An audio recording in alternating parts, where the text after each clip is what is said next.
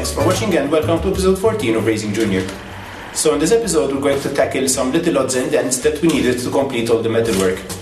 It's hard to believe how many panels we had to replace on this car to get this far, and here's a little reminder of what we started with.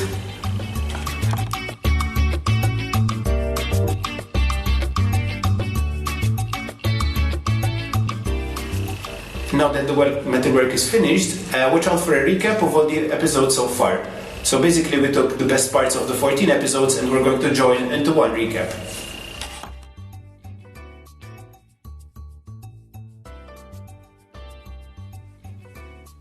So finally we're about to weld on the last pieces that we have to put onto the body.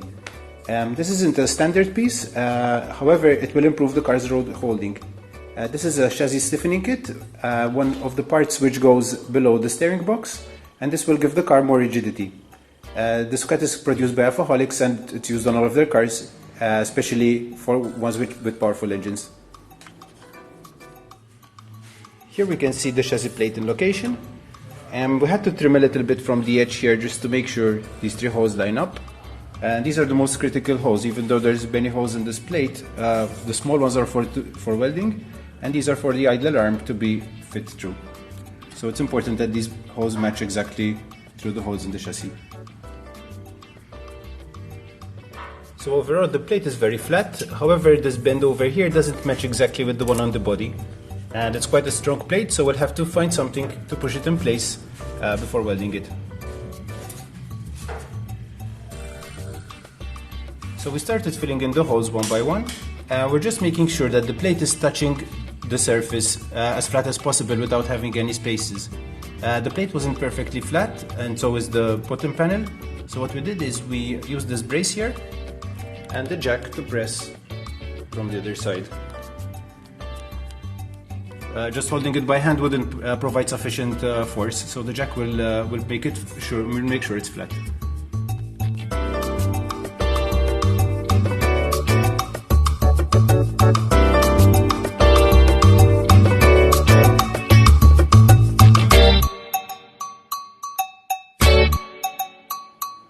So finally we got to the last challenge. This is the last piece of rust that we have to remove, the areas around the rear window. We're lucky enough that only the right side has some problems, so we can copy the left side to see how the shape is meant to be. And we also have to take care of this area here around the pillar.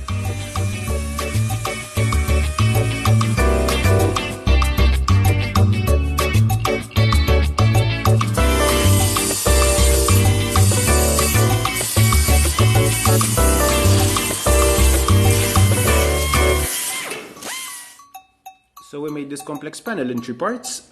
First we started with the inner corner, and then we're going to make two parts for the part that goes around the window.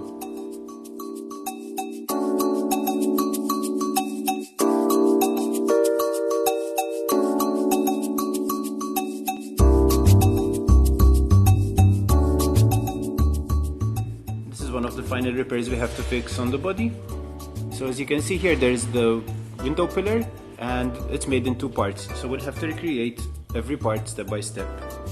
We'll also have to patch up this area over here.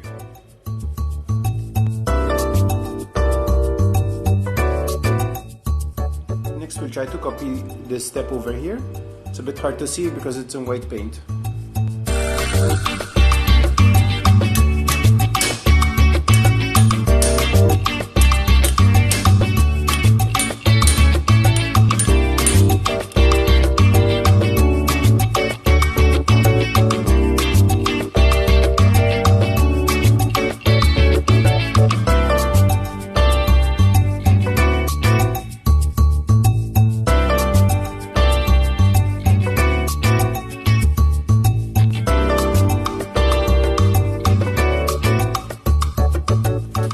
Here we're making a paper pattern for the jacking point. We noticed that when it was manufactured it was a bit too narrow, so like this we're trying to find the correct angle.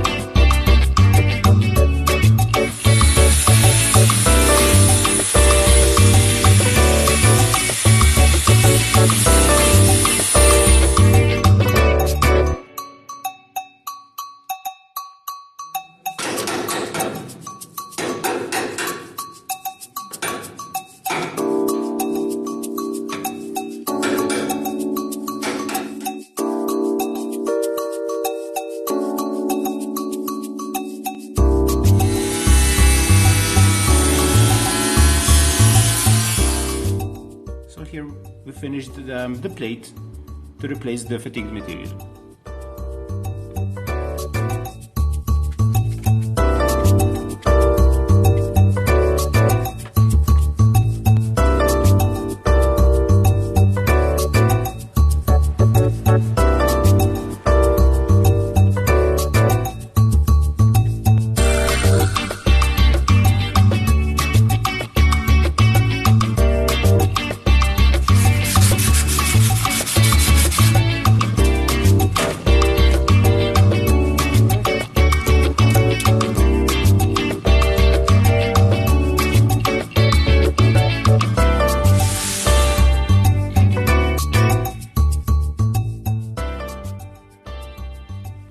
So on to the next odd job. So this is the old battery tray, and in a previous episode we made the new battery tray, which is over here. However, we didn't mount it in place, so what we will do is we kept the old one. We looked carefully where the part is unpainted, and that means it is the location point of the middle bracket. We took a paper template like this, and then we transferred this position onto the new plate. So what this means is we can drill 2 holes within this area and be in the correct position as the original one was.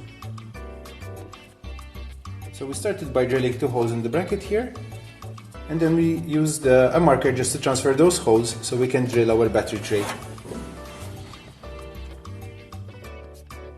So now to clamp the battery tray in place, we found some screws. So the advantage of these screws is the head is very flat and they have this square so they don't spin in place. So what we did is we used the step drill first, made the hole round, and then we found a file that's the right width just to make the holes square. So as you can see here, the holes are square and they will prevent from turning when we tighten them in place.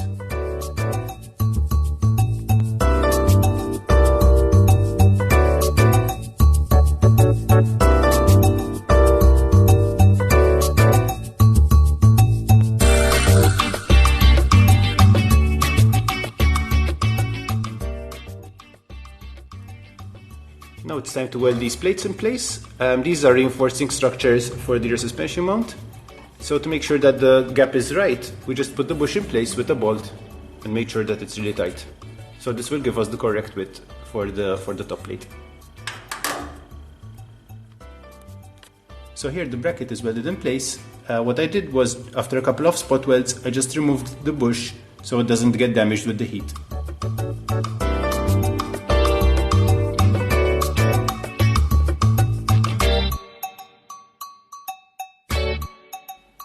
So even though we tried really hard to get the gaps perfect at the first go, there was an area that we weren't happy with. So the gap in this place is around 4 to 5 millimeters, as opposed to 3.5 on the rest of the gaps. It's a bit of a difficult way to fixing it. However, we decided to build up the edge with welding and then grind it to shape. So we tackled it in different sections. First we did the top corner, where the door shuts against the front mudguard. Then we did the second part, and then we went lower to the sill. We had to do it in different parts so that the welding won't distort the door too much, and we can take it in stages. At the same time, we could measure to make the door gap equal.